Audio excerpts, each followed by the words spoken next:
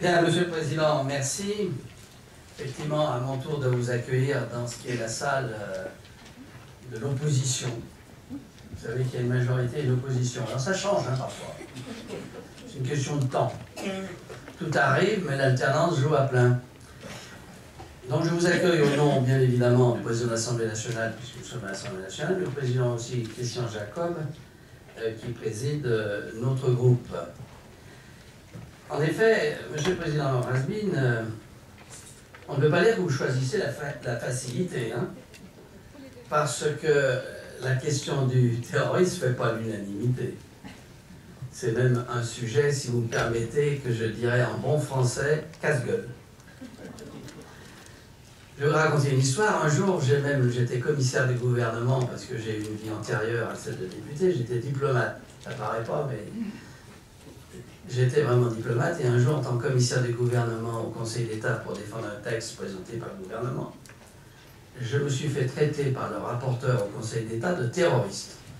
Et donc, j'ai pris ça pour un compliment. C'était un paradoxe. Ce qui est certain, c'est que quand on essaie de définir le terrorisme, les Américains, vous savez qu'ils font toujours très bien les choses. Dans une étude de 1988, on recensait plus d'une centaine de définitions. Donc, à mon avis, j'espère que vous allez bien pouvoir en rajouter une 101e à la fin de vos travaux. Simplement, il faut s'interroger d'où vient le mot terroriste. Eh bien, c'est une invention française. C'est quelque chose qui marque le monde. Puisque la première appellation de terroriste remonte à novembre 1794 pour désigner, par le mot terroriste, des partisans de la terreur. C'est-à-dire que le premier chef, il y avait Robespierre, Saint-Just. Et cette étymologie est intéressante parce qu'elle souligne à mes yeux un facteur essentiel dans la logique du terrorisme, c'est finalement la dissymétrie. Dissymétrie ou asymétrie du faible au fort. À l'époque, en 1794, vous le savez, la révolution était menacée.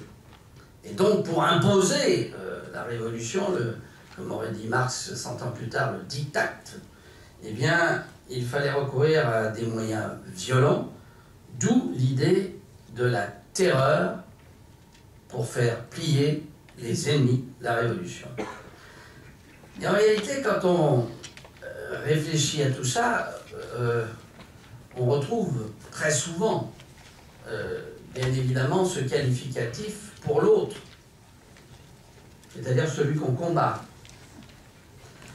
J'ai toujours été frappé, quand on s'interroge un peu à l'histoire de France, pardonnez d'avoir un peu de jouer, je dirais, de l'égocentrisme français, mais souvenons-nous, quand les Allemands placardaient sur les murs qu'ils avaient exécuté à Châteaubriand, à Lyon, dans le Vercors, 20, 100 terroristes, ils le faisaient savoir par des affiches, lesquels terroristes, en 1944-1945, ont été rebaptisés les héros de la résistance.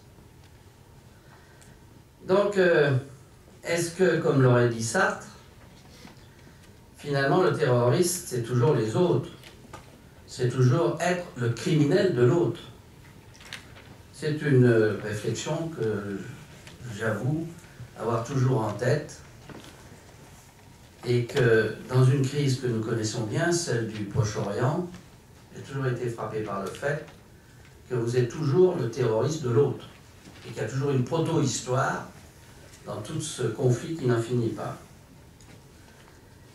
Seule différence peut-être aujourd'hui, est-ce qu'avec l'affaire des dérives intégristes djihadistes, est-ce qu'on est dans la même logique? Est-ce que c'est la même logique, effectivement, pour imposer une idéologie, celle de l'intégrisme, à un peuple qui n'en veut pas, donc on emploie la terreur? Il y a certainement quelque chose de tout à fait comparable. Le problème, c'est qu'effectivement, le terrorisme fait mal, il tue des innocents, et qui n'est pas acceptable par la plupart des États au monde, qui essaye effectivement de le criminaliser et qui le criminalise. La France le fait, mais ce n'est pas le seul État au monde. Beaucoup d'États au monde criminalisent effectivement l'action terroriste. Je crois qu'en réalité, bien évidemment, on ne peut pas accepter, je dirais, par des bombes, de tuer à l'aveugle. Je suis bien d'accord avec ça. Je crois qu'il faut dépasser aussi, je dirais, cet état de fait qui n'est pas acceptable, car le terrorisme, et ce n'est pas un constat d'impuissance, mais c'est une réalité, révèle les crises de la scène internationale. Et pour moi, je crois que là où il y a du terrorisme, indépendamment du fanatisme, parce que vous pouvez avoir effectivement des mouvements fanatiques, c'est un révélateur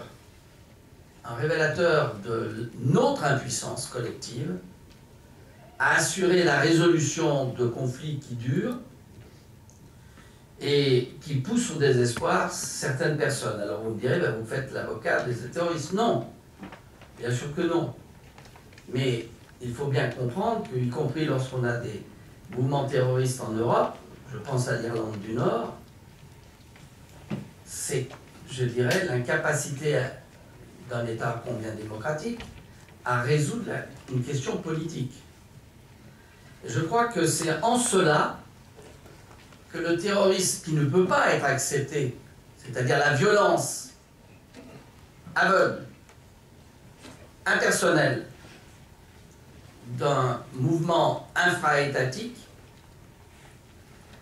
qui doit être certainement rejeté comme moyen politique, mais qui révèle, qu'on le veuille ou non, notre impuissance globale à résoudre des crises qui n'en finissent pas.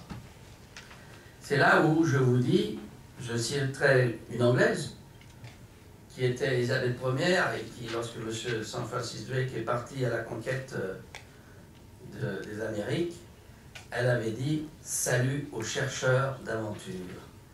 Eh bien, aujourd'hui, je salue, je dirais, votre courage à essayer de résoudre cette question qui n'est pas finie et qui montre que nous vivons dans un monde ô combien imparfait.